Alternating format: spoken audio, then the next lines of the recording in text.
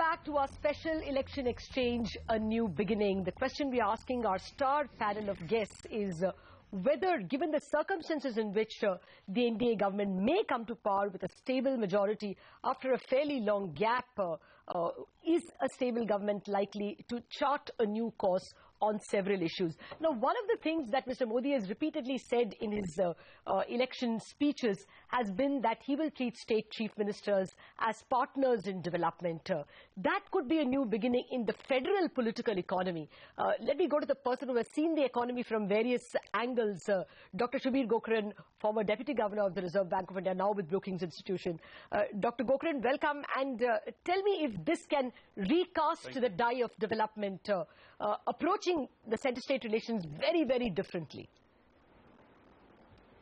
Well, I think there is an opportunity, as you said, if Mr. Modi becomes the Prime Minister, he will be the first state chief minister to have risen to that position. I would like to just perhaps,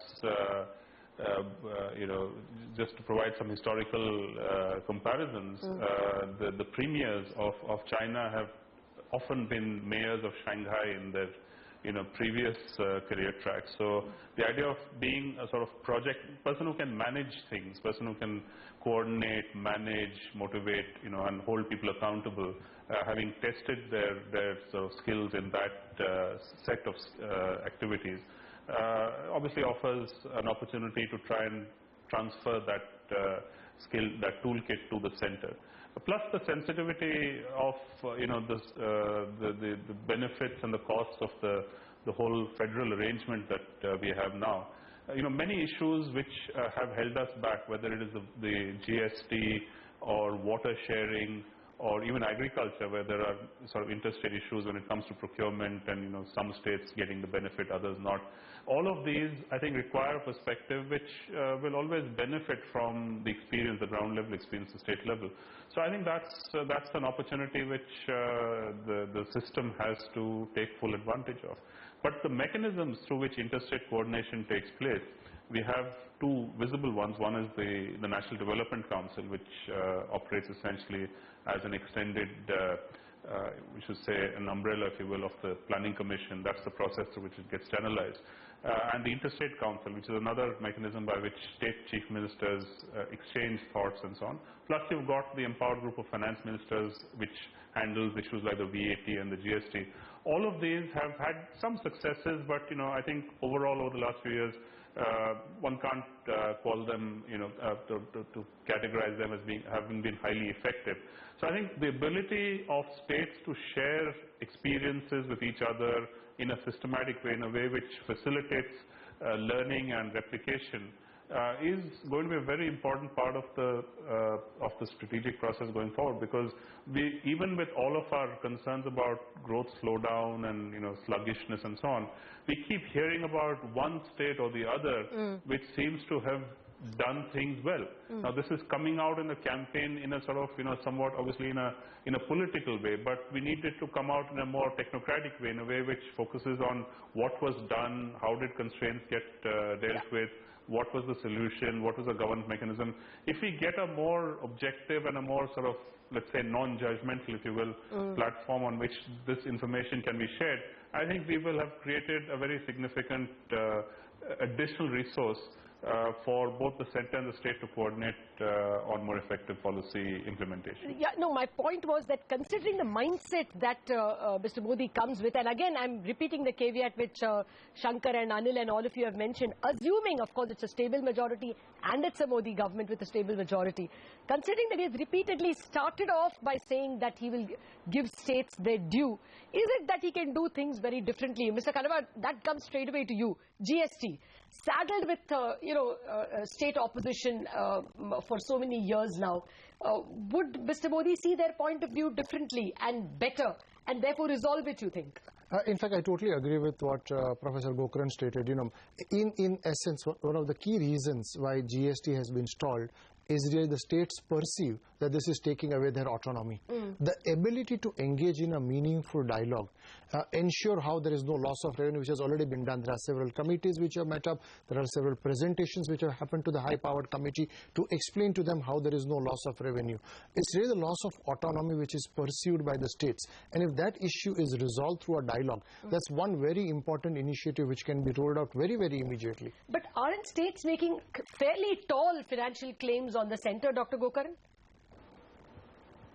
Well, when we have to look at the experience of the VAT, which was again a process that eventually took about 7 years to implement, and the push that it took was the promise by the central government to offset revenue losses if they occurred on very generous terms, which was the best revenue performance of the last 5 years. Yeah. Now, when you look at the record, only 2 states, I think, actually made claims, and that also for only 2 years after the implementation, which basically meant that the budgeted amount was hardly used up. A small fraction of it is used up.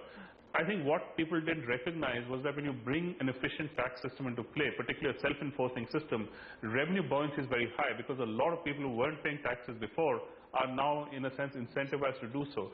I believe the same will happen with GST. I think, it is reasonably practical to make relatively generous commitments for revenue loss offsets, because I think the buoyancy will sort of not activate those promises.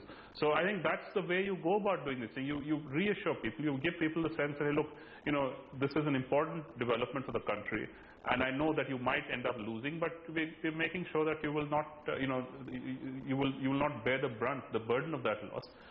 Here's a compensation mechanism. I think that's the way you need to go about it. And, I take the financial, that buoyancy will, outweigh whatever perceived losses there are. But actually, Jay Panda of the Biju Janata Dal actually said that why doesn't the Prime Minister even visit state capitals? Sheer posturing sometimes can bring around politicians. Actually, on that point, Vinayak Chatterjee, there is enough data that the 300-odd projects that are left uncleared at the CCI level is because it is stuck at the state level. Now, if the Prime Minister assumes a different role of cajoling states, much more than previous Prime Ministers have done, do you think these can be tackled better? The answer is very clear. It is a resounding yes. And I think the issues in infrastructure are such that, the new Prime Minister has to hit the road running, or if I may use an aviation parlance, he's to take the economic aircraft, he has to take off with the economic aircraft, but he's facing in the infrastructure sector very, very severe headwinds. For example, the first 2 years of the 12th plan have seen practically around 40 to 45% of the targeted investment. So we're off to a very poor start of the 12th plan.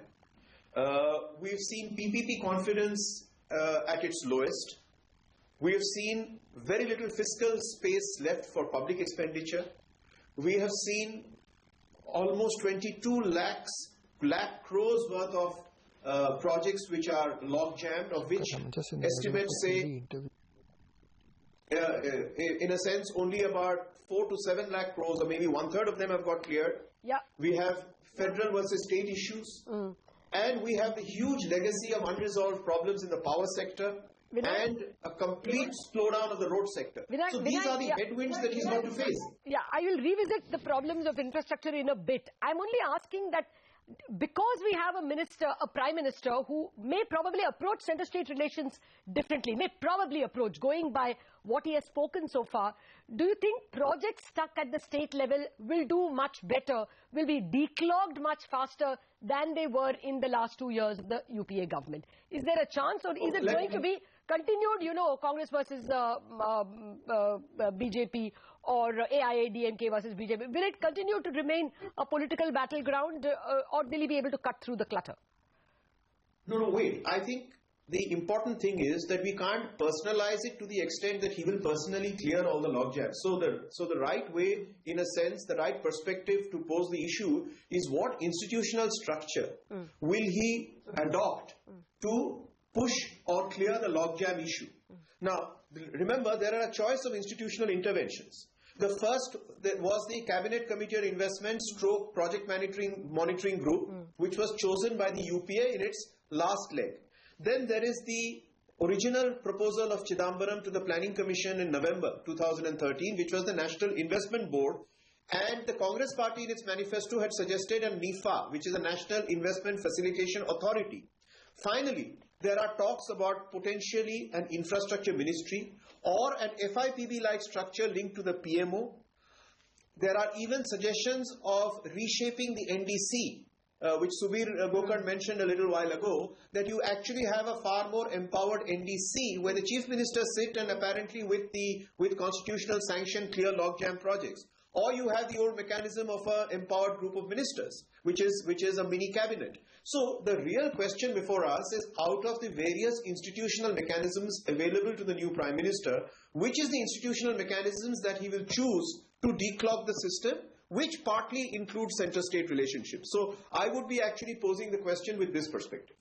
Okay, let me just get one more free-floating intellectual into this and then go to the other question, which is not new at all, deficit versus growth. But one more point okay, let me get Shankar in. Shankar, do you think that he's a man from the states? He knows how states behave.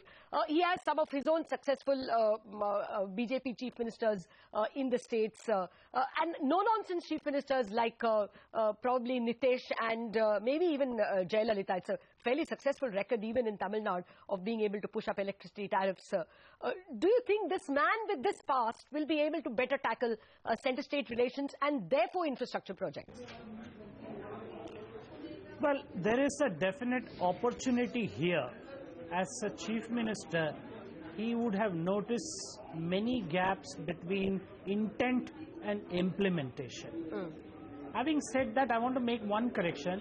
We've had 5 people who were chief ministers and who became prime minister. Morarji Desai, Charan Singh, Deve Gowda, VP Singh, all these people were chief ministers. They didn't do much and they didn't have time to do much. Okay, the point I'm making is Mr. Modi comes with a persona, comes with a perception of somebody who clears log jams.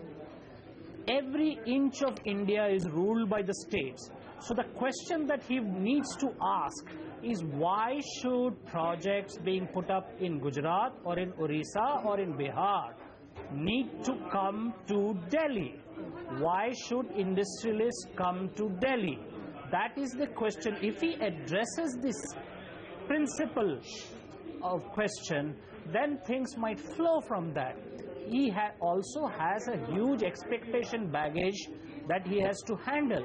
And so he would want things to be cleared. And the projects that are stuck are not necessarily of the private sector. There are about 300,000 crore worth of projects which are actually public sector, state government, central government projects which are stuck. The railways is managed by the central government, Coal India is managed by the central government and has over 100 permissions. So how do you approach the issue of who is the beneficiary and who is the benefactor?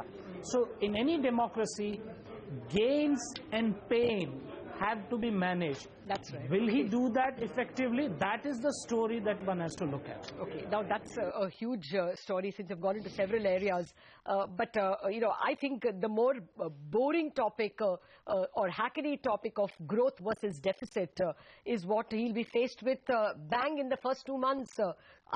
Probably because he's hit by a drought or likely to be hit by a drought.